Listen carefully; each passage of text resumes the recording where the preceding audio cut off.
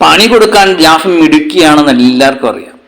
അത് ജിൻഡോയ്ക്കെതിരെയാണെങ്കിൽ പിന്നെ പറയണ്ട, അത് പണി കൊടുത്തിരിക്കും എന്ന്.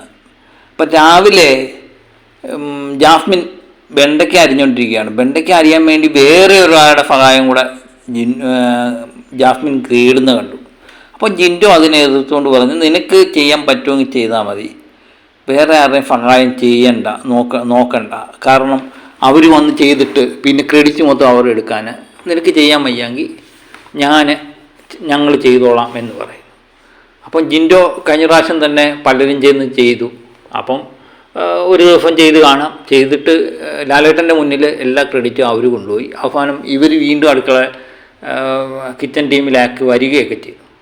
അപ്പോൾ അതുദ്ദേശിച്ചാണ് ജിൻഡോ പറയുന്നത്. അപ്പോൾ ജാസ്മിൻ പറയുന്നുണ്ട് അത് ജാസ്മിന് മോശമല്ലേ, അതുകൊണ്ട് ജാസ്മിൻ ചെയ്യാം എന്ന് പറയുന്നു. ജാസ്മിൻ വെണ്ടയ്ക്ക അരിയുന്നുണ്ട്. വെണ്ടയ്ക്ക അരിഞ്ഞ് കഴിഞ്ഞ് ക്ലീൻ ആക്കേണ്ടത് ജിൻഡോയാണ്. ജിൻഡോ ഒന്ന് ക്ലീൻ ആക്കാൻ പറയുന്നു.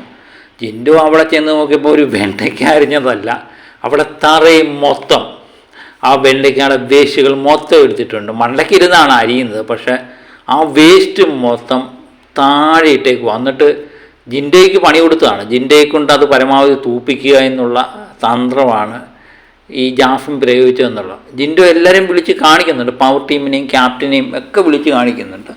പക്ഷേ ആരും അത് മൈൻഡ് ചെയ്യുന്നില്ല. കാരണം ജിൻഡോ അല്ലേ പറയുന്നത്, മൈൻഡ് ചെയ്യേണ്ട കാര്യമില്ല. പക്ഷേ ജിൻഡോ വല്ലതും ഇങ്ങനെ ചെയ്തിരുന്നെങ്കിൽ എല്ലാവരും കൂടെ ചുമ്മാ ഇരിക്കുന്നവൻ വരെ ഓടി വന്ന് ജിൻഡോ രണ്ട് വർത്തമാനം പറഞ്ഞിട്ട് പോയേനെ അല്ലേ.